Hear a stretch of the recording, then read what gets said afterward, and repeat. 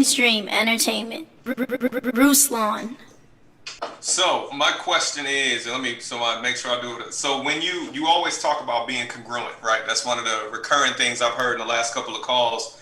So when you're trying to be congruent and not confuse followers or fans, right?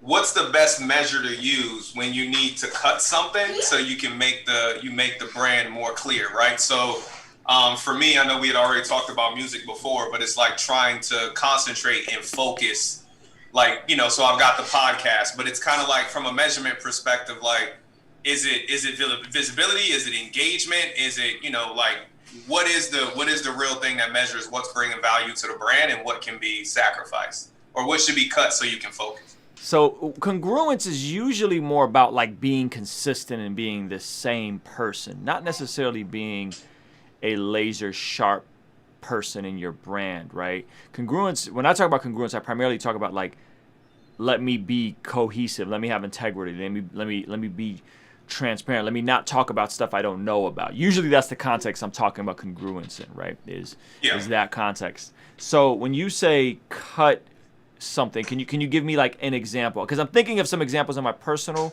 life, but I want to kind of get a better idea of what you mean specifically. Yeah, so when you talk about consistency, right? Like most of my exposure and my following comes from either me public speaking, preaching, or my profession, right? So Okay. very little of my like exposure or even my growth or my revenue comes from music, for instance, right? Okay. So like people hear my music at the end of my podcast, and I've done music for a long time, but I kind of deprioritized it. But like I love, and you and I talked about this before, I love making music.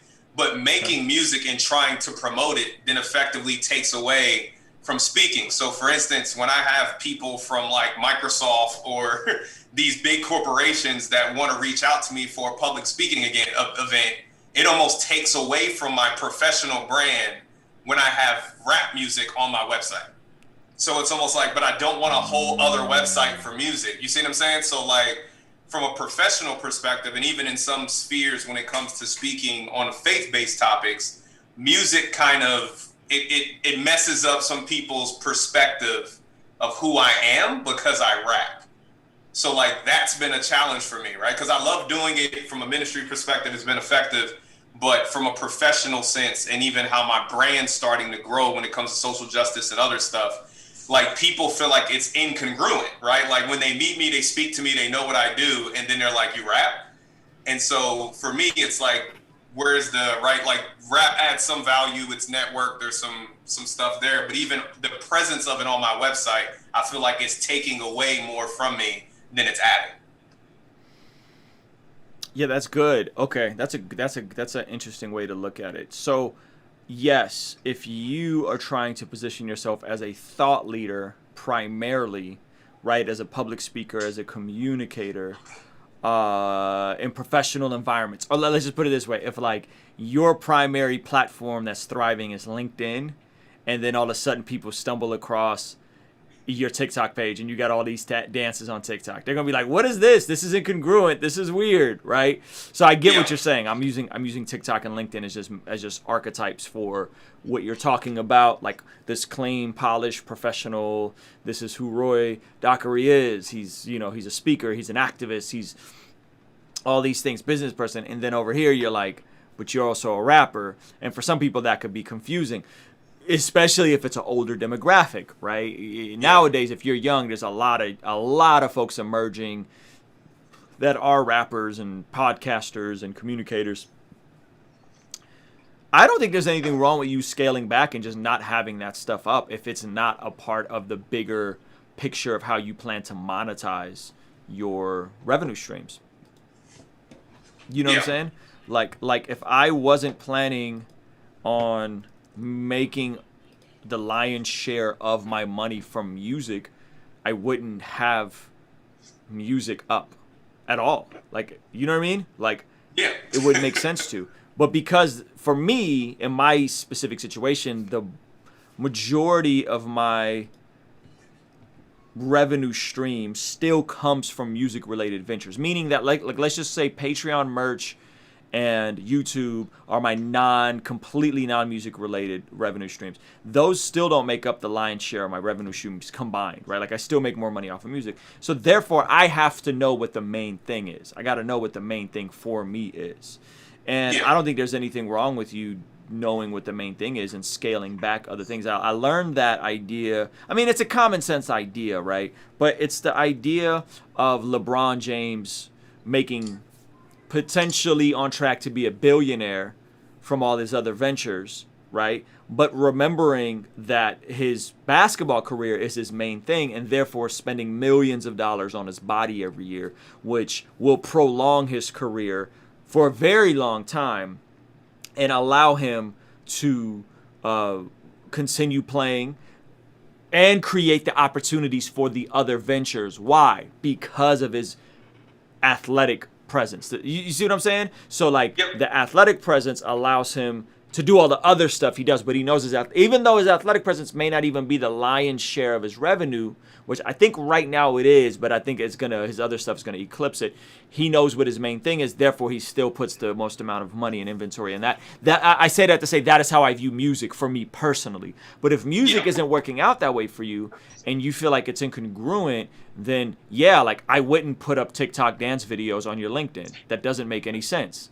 Why would you do that, right? You should if you want to have a private TikTok that's just for you and your friends and family and something you do with your kids, do that. Have fun with it. You know what I mean? But your priority is you're trying to get popping on LinkedIn as a professional, not get popping on TikTok as a dancer, right? And so I'm using very hyperbolic metaphors for these ideas. But I would scale back, and sometimes scaling back you'll find that it'll liberate you to not feel like you have to juggle these two different identities.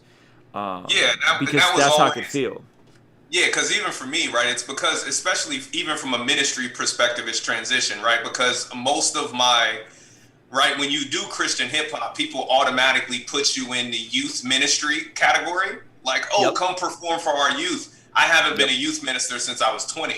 So, so like for over 17 years, that even kind of put me in that situation, and I dealt with it just because that's the space I was in. But in the last, especially with COVID this year, right, like I'm not going to do youth events, but like I preached this morning, right? So like even the ministry is kind of transitioning into something more mature. And I literally have my website up on this other computer on the left right here. And I'm like, I'm about to delete this page because like you said, people on my LinkedIn page, they follow my blog, they follow the podcast, but then there's a music tab. And then I'll get those messages like, oh, like you do hip hop. And then it's like, and then it comes back down a little bit because they're like, oh, it's Christian hip hop. Like I'm not running a global company and then smoking weed and shooting videos on the weekends, right? So it kind of tables it down a little bit, but you can still tell it has an impact because I have people that are like, we really want you to speak. And then when I send them to my website, right, then I start getting the dodgy response from the board and whatever else because I think the music kind of brings it down. And to your point, it's not my main thing. It was something that created opportunities, but now God's putting those opportunities in other places, right? So I'm not going to do any TikTok dances for any reason, private or public, but I would say you're following your gut, bro. I think you are right along what you're supposed to be doing.